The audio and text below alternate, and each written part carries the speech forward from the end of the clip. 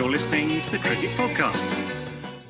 Hello, everyone, and welcome back to the Cricket Podcast for our World Cup preview and prediction of the New Zealand international cricket team as 2023. In the last two World Cups, this is the team that have made it to the semi-finals. So surely we'll be thinking third time lucky, right?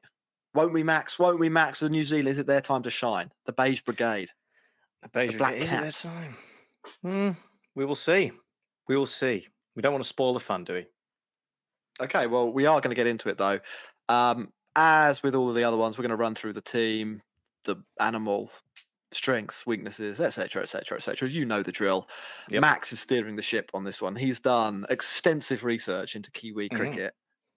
Is it the? I mean, I don't know. There's a little bit of a Last Dance vibe, is what I would say. Except that they don't have Michael Jordan. They're sort of like old men. No. Tell me. They're not all that old. I had the same thoughts as you when I came into this, and I was looking at this side, and I was thinking, yeah, a bunch of has-beens. They're a mess, and they're going to be a heap on the floor, trampled by a parade of 1,000 pygmy goats. But you know what? I'm a little more bullish than I was. Not necessarily hugely bullish, but I've turned a corner slightly in my thoughts of New Zealand. Anyway, you said I'm steering the ship, and the big news for New Zealand is that steady the ship himself, Kane Williamson, is back in the squad. He's not played in ages because he's been injured, but he's back in the side. Well, he's back in the squad. Whether he's going to be fit for game number one is questionable, but he should be there to play some part. They are coached by Gary Stead, who has been in charge since 2018, so he was around for their runner-up episode against England, where they drew the World Cup and lost the World Cup simultaneously. And they've qualified. They've qualified by being one of the top 8 teams in the world. Obviously, no qualifiers that they've had to negotiate. It's just been plain sailing for Captain Kane and whoever's been captaining them in his absence, be it Tom Latham or whoever else they've rolled out. But anyway, the kit, we're surrounded by a fetching black. Black's obviously very slimming and very sleek.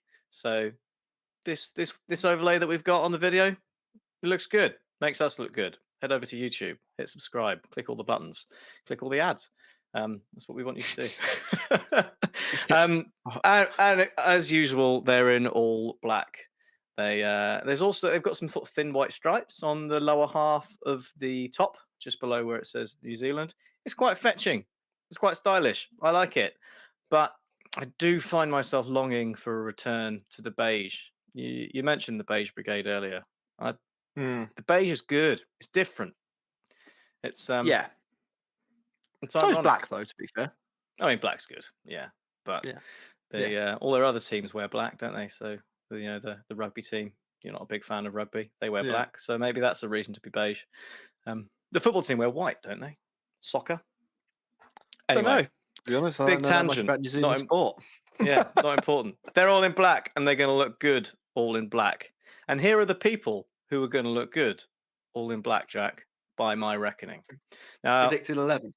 Prediction 11. There's a couple of caveats to this. I'm assuming that the people that they want to play are fit, but obviously we'll dig into that a little deeper as we go.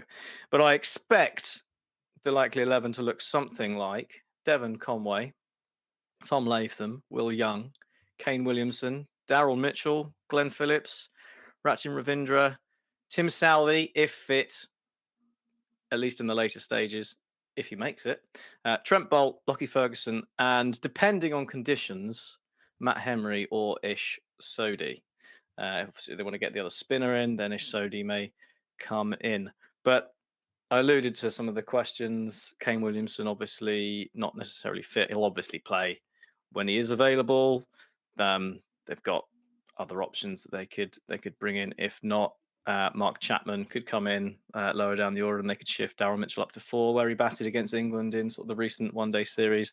That's not a big issue, really. The big issue is Tim Southey. Now, he's having surgery on the fractured/dislocated thumb that he sustained in the series against England recently, and they are making a call on that soon. They've got 3 days left to finalise the squad, so they can still make changes. So if he doesn't come through that, then he may well drop out, and we could see someone, Carl Jameson, Blair Tickner, I don't know, come in and replace it. Yeah. Not anywhere close to the same pedigree as Tim Southey. He is 34, but he's still very much the main man with the ball and useful with the bat. So provides a lot of balance on that side. So without Tim Southey, it's a bit tricky. If he makes it, but then doesn't play to start, then they also have some issues about how they fill in those gaps. They haven't got a lot of depth with pace bowling in that squad. You know, Jimmy Neesham coming in to replace Tim Southey's just not even close to the same thing. That's, you know, it's not much it's not much good really. So they could be in a bit of a bind if he's not available. So have you seen? Has there been any news on Tim Southey in the last half an hour, Jack, since I put my notes together?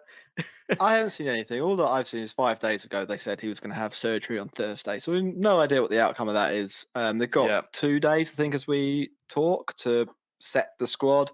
I'm actually a little bit surprised looking at the squad that they don't have Kyle Jameson in it already, as he's the sort of he can bat a little bit, and I think I don't know what whether a selection of him as a backup player versus someone like Mark Chapman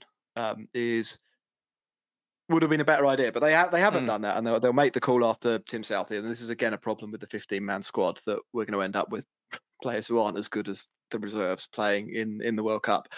And you went through them all there. I generally just don't think this is a very exciting team. I don't think that I think there are too many questions. I think there are big questions about Kane Williamson's fitness and you know how close he actually is to being peak Kane Williamson. If it turns out that he is in good shape, I think that's a huge boon, and I'll probably change my opinion a little bit. I think he's an excellent batter on tricky pitches, and I think if the last World Cup's anything to go by and they prepare wickets overseen by the ICC in the same way, I wouldn't expect loads of roads. So I think that might play into New Zealand's hands a little bit more, especially if they have one of the best tricky pitch batters on the circuit in form in Kane Williamson. I think there's a little bit of hope as well in the Conway-Will Young partnership at the top of the order. But apart from that, the batting really doesn't wow me. I'm quite underwhelmed overall by that, and I think it sort of tapers off as well. Bigger problem though for me is that I just don't think the spin attack is any good whatsoever. Like Mitch Santner has a strike rate in the last 2 years of 69. So you know he's worth 0.9. Well, I'm not playing him, so. So well, yeah, but I think they will. I don't know if Rachin Ravindra. I mean, in fact, you know, I can get this up. Looking in the middle overs, Rachin Ravindra's middle overs strike rate is 50. Again, not particularly good, averaging 49 as well. So he's basically going at a run a ball and not taking wickets. Ish Sodhi averages 42 with a strike rate of 48, marginally better, but really nothing much to talk about there. And it just leaves this vast expanse in the middle of their innings where I'm like, you know, you're in India, boys. You've got an attack made up of spinners who don't take wickets, and Lockie Ferguson, whose main purpose seems to be like ball lobber for longest six hitting contest. I mean, genuinely, like the guy he averages 60 at an economy of 6.4 over the last 2 years in the mid overs. I think it's a much worse team than the team that came to England in 2019 with the bat. As for the, you know, I think there's lots of question marks, and I think with the ball, I don't think there's question marks. I think there's answers that they're not up to it. There you go. That's why I don't really rate them. You're pretty down on New Zealand. I am. I don't disagree with a lot of it. What I would say is Lockie Ferguson, when he gets it right, he's pretty fearsome. to face.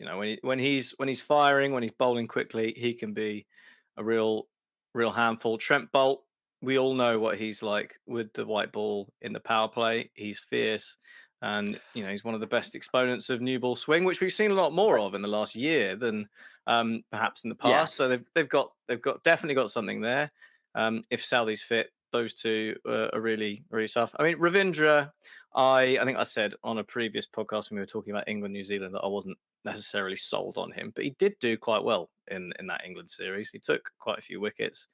He was a bit expensive doing so, but he did take some wickets. And also, he's only 23 and he's played like 11 ODIs. So there's potential upside there. I wouldn't read necessarily too much into the stats, but my overall feeling is similar in that it's a lot of the same players. I think it's a lot, it's a similar squad to what they played in the previous World Cup. And I think probably all of them are worse than they were in that World Cup. So it's not that exciting. And I don't think they're at their best. But if you want to look at their strengths, then you could equally argue that experience is where it lies. Only 4 of them in this squad are playing their first World Cup.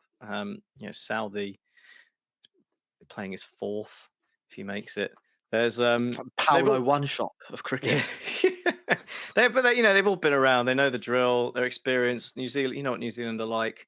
They always find a way somehow. And there's a bit of, I don't know, some fresh faces around to liven the atmosphere. Ravindra, I mentioned. I mean, Mark Chapman probably won't play very much, but he's quite exciting. He's got a really good strike rate for the games that he has played in ODIs. Sure, some of that would have been when he was playing for Hong Kong against people like the UAE, but he still did it.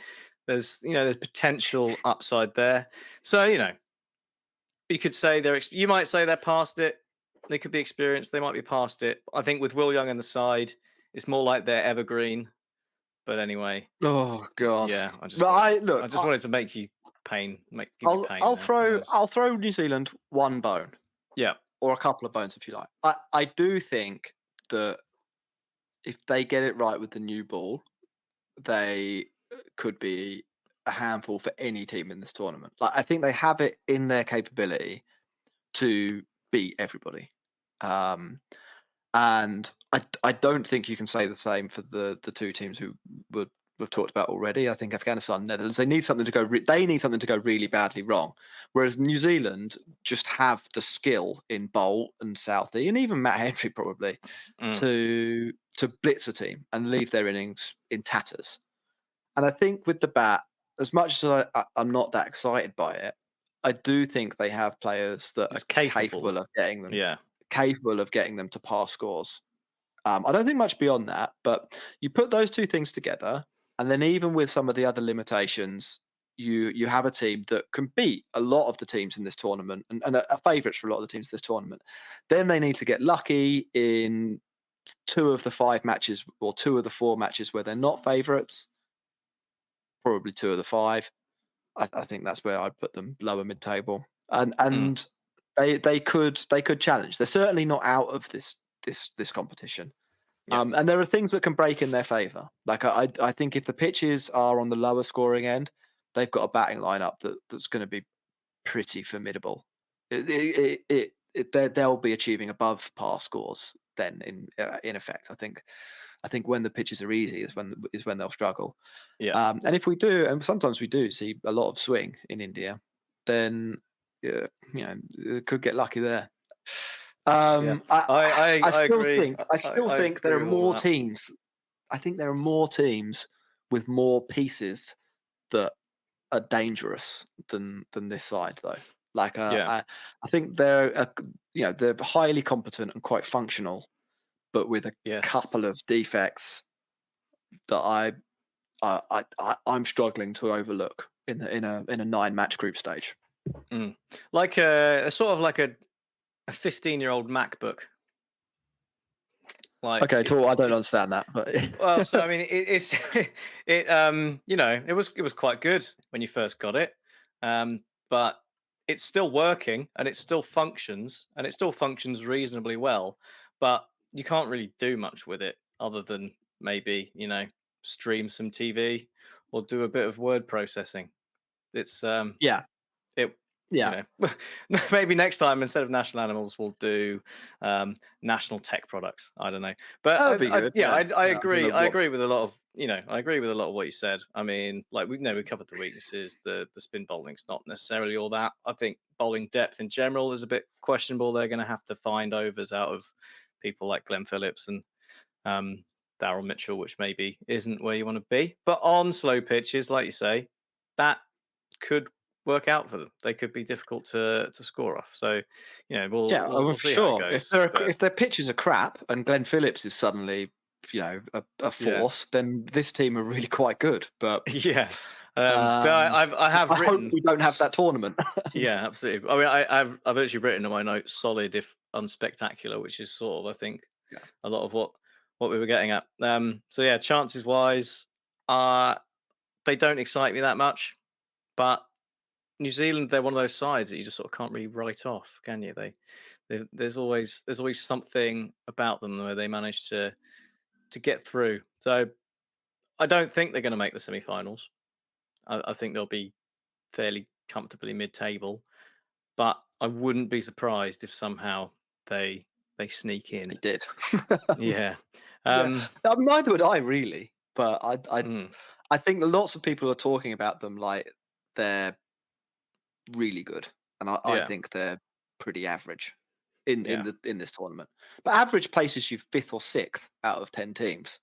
Exactly. And It's then it you're only like takes a couple of one things to good go spell right. away. Yeah. Yeah, yeah. And you're in From there. So we'll see. We'll see how it goes. The national animal that I've chosen for New Zealand very much encompasses that theme well, what we've just been talking about is there a New of them. Zealand goat? There is. I'm sure there are loads of goats in New Zealand, but I haven't gone for a goat. The what I've gone Sheep. for, Jack, is the common limpet. For those of you who don't know, the limpet is the little shelly thing that sticks to rocks by the sea. Because they're not exciting at all. They don't do anything. They're a thing that sticks to a rock. But like a limpet, they always stick around. They're always there or thereabouts. They're almost immovable in a way. And they've actually been in the semi final or better in three quarters of one day World Cups. They've made the semi-finals about 8 times. They were runners up in the last two, as you alluded to earlier. So they're always there. So what better animal than the limpet to encompass this New Zealand side? I think that's a harsh animal. It is really harsh, yeah. Yeah, I would say that's my reflection.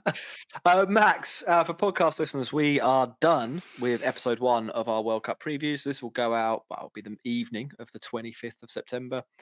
There'll be 2 more episodes as we go through the other 7 teams in the tournament, including Bangladesh and Sri Lanka haven't released their bloody teams yet, which is really annoying. But obviously, also Pakistan and India and England and South Africa and the other team, Australia. whoever they are. Australia. That's not so Australia. Anyway, do stick around. Do click like. Do click subscribe, and please do leave a review. It will take 2 seconds if you're on Spotify. You just click 5 stars. If you're on Apple, I think they make you write something. Write about how good New Zealand are. Tell us that 5 stars, and this is why Tell New us why Zealand we're are going to win wrong. the World Cup. Yeah, do that, but make sure you give us 5. Don't be like 1 star. They said bad things about Jimmy Neesham. Don't be pathetic. 1 Say star. 5 I stars. hate limpets. Yeah, 5 stars. I love goats. Anything else we need to say? I don't think there is. You can sign up as a Patreon if you want at patreon.com/the cricket pod. We're doing a World Cup prediction game there, so a chance to win some merch if you do get involved. And of course, Manscaped, our friends at Manscaped, can offer you 20% off plus free shipping with the code Cricket Pod. We'll be back later this week, I think, and then once more. And we'll actually do a big prediction show as well, where we name our winner, etc. So a They're always bunch of good fun. content before we warm up. For it's actually England v New Zealand in the first match, It which is, yes. after I've just hosed New Zealand, loads of people will be like, look, we told you they were really good when they beat England, and I Yeah, won't those care. arrogant poms. But yeah, I like good luck to New Zealand, I Fine, say. we'll wear it. We'll wear it. We always do. I hope they win the World Cup. Of the teams we've reviewed so far, one of them could win the World Cup, and I want them to win the World Cup. New Zealand. Not the Netherlands. No. If Netherlands won the World Cup, I don't know what I would do. I'd something extravagant. Paint yourself orange. I'd go- Today. I'd paint myself orange in Amsterdam Square. Wave a big flag. Look, this is a really long exit tro. So goodbye. Yeah, normally that's just like, Patreon subscribe. bonus content, but Yeah. Do hit like and subscribe. Bye. You're listening to the Cricket Podcast.